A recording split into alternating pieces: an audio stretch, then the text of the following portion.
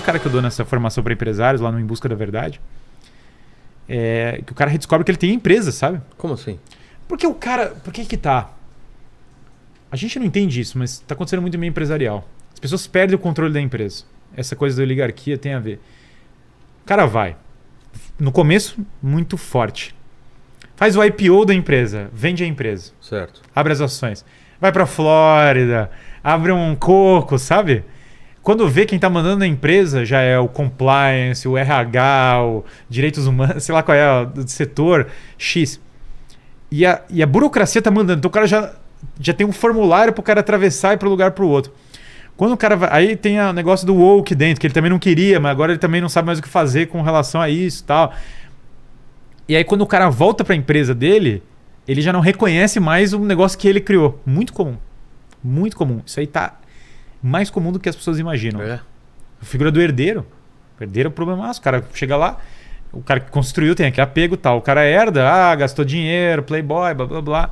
O cara vai assumir a empresa, não tem a força, não tem o caminho para tocar aquela empresa. Ninguém passou para ele, né? O que os pais passaram para ele? Toma a chave de um carro cedinho e o cara nunca aprendeu a tocar aquilo. E isso eu tô falando em qualquer nível, tá? Porque a gente fala de empreendedorismo, você abrir uma tenda de limonada é empreendedorismo. Aliás, a boa e velha tenda de limonada do filme americano tá certíssima. Pô, baita experiência, cara. Você descobre que tem uma coisa que pode vender pros outros, entendeu? Mas isso de perder o controle da empresa tá muito comum. E toda essa pauta, eles chamam de ESG, né? Mas transcende isso, que é cultura woke, eu acho. Muita gente, tem gente que acha que não, obviamente, mas muita gente está percebendo que passou do ponto. Mas para quem não sabe o que você está falando, defina o que é cultura woke. Muito difícil de falar, mas é uma extensão, eu acho, uma forma de definir, uma extensão popular desse progressismo. Mas é pejorativo ou eles mesmos se autodenominaram? Originalmente, eu acho que originalmente vem de uma gíria que era fique acordado, woke. Que originalmente não era pejorativo, era um nome autodado. Sim. E que depois foi adotado muito pelos críticos e agora ganha uma certa conotação pejorativa. Entendi. Como acontece com vários... E é uma cultura de...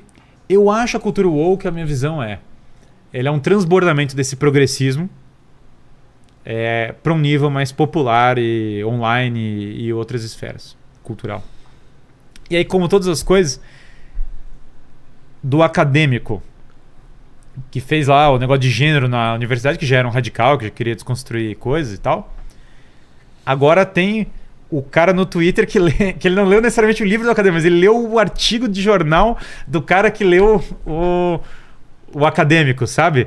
E agora ele tá muito pronto no Twitter pra ir lá e detonar todo mundo que não segue a mesma visão do mundo do negócio. Quem que vai dizer que isso não é um fenômeno que acontece? Acontece, então você pode gostar mais ou menos, acontece. O cara pega um... Não é que não tem gente superficial na direita também, claro que tem. E pra mim é um problema. Não tô... Aliás, uma das minhas grandes aflições é essa direita superficial. Não tenho paciência pra isso. Eu tenho muita não paciência pra direita superficial, porque eu acho que atrapalha mais do que ajuda. Entendi. Chega lá, o cara joga um argumento. Antes de tudo, defesa pela família. Não, legal, mas aí quando vai argumentar, fundamentar, não tem nada. E daí passa vergonha, e daí aumenta o problema, sabe?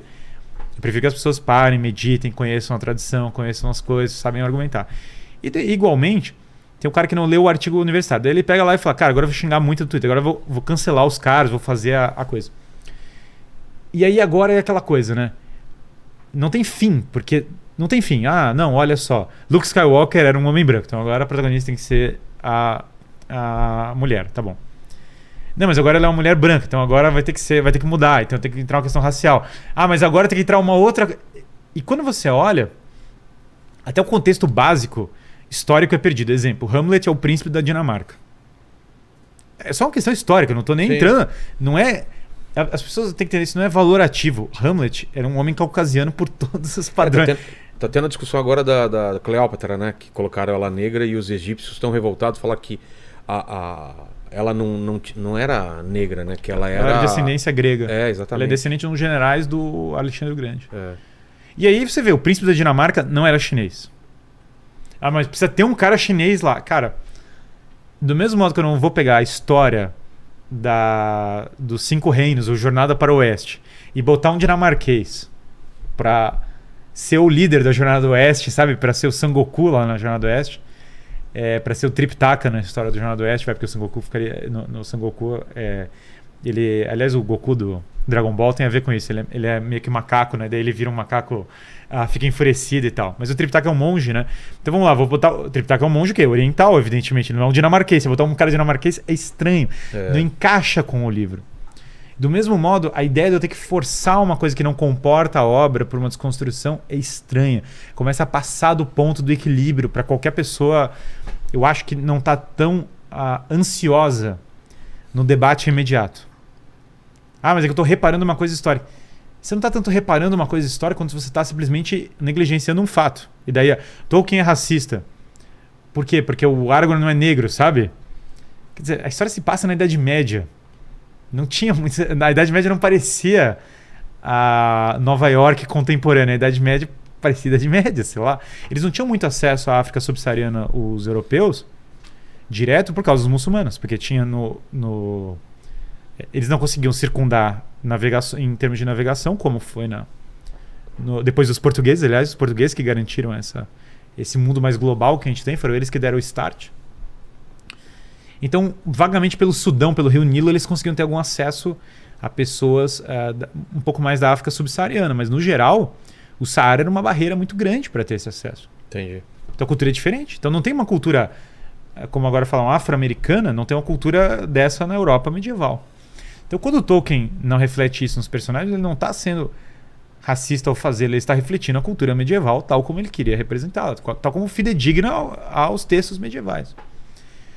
Então eu acho que a cultura woke ela acaba se revoltando contra coisas até que são básicas. Por exemplo, você pode até achar que existem pais ruins, mas a ideia de que tem pai, sabe? O pai tem que... Não, todo homem na história tem que ser idiota. Não sei se já viram isso nos filmes. Tem muitos filmes que o homem tem que ser idiota, a mulher tem que ser inteligente, o homem tem que ser um idiota completo, um vagabundo, não sei o quê. É ruim. É ruim, inclusive, para os modelos dos homens. Porque quem que os jovens vão se inspirar? O cara liga um filme, só tem homem idiota. O cara pensar, o homem tem que ser idiota, a única masculinidade autorizada agora é o cara ficar falando de mulher, beber cerveja, deixar a barriga crescer, assistir jogo de futebol. Cara, é muito pouco para os nossos meninos se espelharem. Eu preferia muito mais que eles estivessem aprendendo com o Hércules, com o Odisseu, com todas essas pessoas, do que eles entrando nisso. Então, o entretenimento piora muito por causa dessa coisa woke, sem dúvida alguma. E mesmo no mundo corporativo você piora, porque você está querendo deixar tudo tão igual que também já não é mais claro, porque você desfavorece querendo zerar toda a hierarquia, né? Tudo é participação, tudo é reunião. Você tem uma tendência, por exemplo, de cair num mundo de reuniões infinitas, entendeu? Reunião de diversidade 1, reunião de colaboradores 2, reunião dos amigos 4. Mas chega um ponto que o cara tá fazendo uma reunião o dia inteiro, né? E que você esquece o propósito, sei lá, de criar o melhor carro que você pode, ou de outras coisas. É o mesmo propósito de cuidar dos seus colegas, né? Porque você tá toda hora, todo mundo falando, não, gente, gostaria de começar a reunião falando que eu respeito todas as pessoas. Tá, mas muitas vezes o cara tá falando isso e não é real. Não é real que as pessoas crescerem valores, sabe? Então eu entendo que é essa cultura. E essa coisa do cancelamento, sem dúvida, isso aí pra mim é abjeto. Eu não consigo ver valor nisso. Porque isso aí é o seguinte: se a sua ideia é boa, você vai lá e você ganha o debate, francamente. E eu não tô falando isso como uma maldade. Eu quero ouvir as ideias que são ruins, entendeu? Eu quero ouvir. Eu passei pela faculdade de filosofia. A maioria das pessoas tinham ideias bem diferentes das minhas, sabe? As pessoas eram marxistas, não sei o quê. Eu quero ouvir, eu quero saber qual é a ideia. Aliás, eu ouvi várias ideias ateias. Que continuei cristão, continuei católico. Ouvi várias ideias comunistas, eu não virei comunista. Mas eu não sei, eu tenho que ouvi-las, sabe? Se eu não consigo ouvir as pessoas, eu tenho uma grande dificuldade de discernir se o que elas estão falando é verdadeiro ou não. É, claro. E aí, a partir do momento que você tem um zelo, sabe? A minha geração, infelizmente, eu já via essa tendência. Tem os millennials... Tem os millennials Harry Potter. E aqui, pegando o Harry Potter, tinha uma promessa quando eu era criança, que a gente ia ler o Harry Potter e depois ia ler vários outros livros.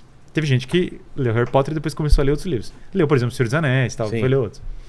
E teve gente que ficou só no Harry Potter, sabe? E daí o cara teve um entendimento mais basal, assim, possível. Então agora tem um mundo assim, que eu sou especial, né? Eu sou do time dos bons. Eu nasci com a marquinha, né, da especial. E eu sou da Grifinória. Sempre o Chapéu Seletor escolheu... Curiosamente, o Chapéu Seletor nunca vai... Você nunca sonha em falar, ele me escolheu da Sonserina. Ele escolheu da Grifinória. E aí tem os Malvados. Os Malvados é o outro grupo que é malvado, cara. Eles são... família antiga, eles são todos racistas estruturais ou qualquer coisa do passado e tal. Então, os malvados e os bonzinhos. Os malvados é o anticristo, sabe? O Tom Ridley é um anticristo da história, uma figura bizarra.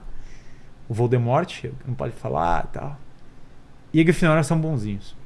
Tá. O problema é quando você começa a dividir o mundo político e social desse modo, você vai ter vários problemas, porque o mundo não é exatamente os bonzinhos e os malvados. Eles, né? O mundo não funciona desse jeito, cara. O mundo tem muito mais complexidades. E às vezes... E a complexidade é tão grande que os próprios fãs do Harry Potter, os mais woke, agora odeiam a J.K. Rowling. Porque a J.K. Rowling agora é de... A J.K. Rowling que você vê como pessoa socialista e feminista, agora é de extrema direita pro... Que mas doideira, velho. Com o mesmo posicionamento, com o mesmo posicionamento que ela tinha há 20 anos atrás. Ela não mudou. Quem mudou... O que mudou foram as pessoas. A fanbase e woke, no caso, né? E aí ela tem que ser cancelada. E tudo que ela escreveu tem que ser destruído, porque ela é de extrema direita. Sendo que na época muita gente falava, cara, Harry Potter é progressista, porque a J.K. Rowling é socialista, e daí tem o Dobby lá, o elfo oprimido, e tem não sei o quê. Então, o que está acontecendo aqui? O que está acontecendo é que a coisa está indo num vetor acelerado, na parte de algumas pessoas. Esse vetor acelerado vai cada vez acelerando mais. Você não consegue mais contar boas histórias, fica difícil você ter uma linguagem comum, sabe? Valores comuns. O conservadorismo, por vezes, para mim, parece só o limite de velocidade. Então, o carro tá indo para a parede, aí alguém fala, não, gente, vamos bater na parede, mas vamos bater com o limite... Vamos botar aí 100 km, vamos botar 50 km por hora ao invés de 100, porque daí a gente vai devagar. Só desacelera? E o que eu acho que tem que mudar a direção do carro, né? O carro tá na direção errada. Nesse sentido, eu sou reacionário, mas o melhor sentido da palavra, como o Nelson Rodrigues falava, né? O Nelson Rodrigues, que é meu parente, aliás. Eu acho que todos são meus parentes. Acho que todos são meus parentes, porque Nelson Rodrigues eu sei que é meu parente.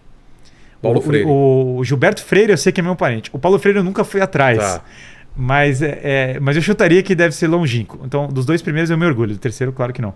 Mas mas independente, eu gosto muito de Gilberto Freire, acho o Nelson Rodrigues uma figura frasista muito boa. Muito boa, ele é meu parente relativamente próximo até. E o Nelson Rodrigues falava, reage contra tudo que não presta. Nesse sentido, a palavra reacionário, eu gosto. Ou seja, reagir só contra o que está ruim, entendeu? Reagir contra... Eu não quero coisas ruins em volta. E ruins. O que eu quero dizer é reagir contra a minha própria decadência. Quando eu vou fazer exercício, estou reagindo contra a decadência do meu corpo, sabe? Não o reativo da cultura atual, que eu acho que é um reativo tosco, sabe? Apareceu isso, agora eu vou reagir. Apareceu isso, vou reagir. Um reativo meio midiático, né? O Richard Weaver chamava a mídia da grande lanterna mágica. É tipo como se fosse essa luz de inseto, sabe? Sim. Que o cara bota e daí todo mundo vai lá e queima todo mundo e enquanto isso a discussão política real tá passando por fora. As pessoas, mesmo sabendo que vão ser queimadas, quando chega perto da luz, elas não conseguem não ir para aquela luz que está chamando. É atraente. Eu acho que a mentira é atraente, sabe? Claro que é. A gente falou isso, eu acho que é cômodo. Eu acho que essa coisa woke dá um sentido. Que o cara fala agora, cara, eu tô salvando o mundo. O que você salvou o mundo? Não, eu acabei com, sei lá, o fulano que falou uma coisa que prova... E aí o cara vai do 0 a 80 muito rápido, né? O cara falou isso. E se a prova de que ele acredita em X, Y e Z, o raciocínio absolutamente inferencial. Se ele acredita em tudo isso, ele está fomentando isso na audiência dele, na base dele. Logo, o mundo vai estar numa grande...